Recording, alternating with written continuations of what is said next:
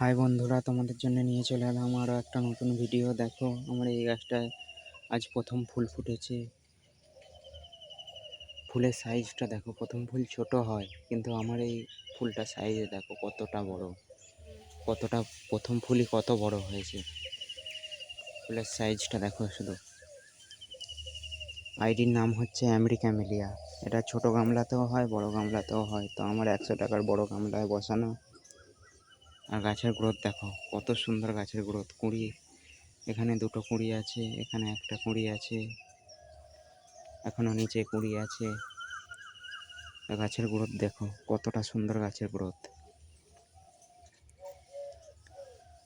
প্রচুর ফুল দেয় আমেরিকামেলিয়া, দুর্দান্ত গাছের গ্রোথ।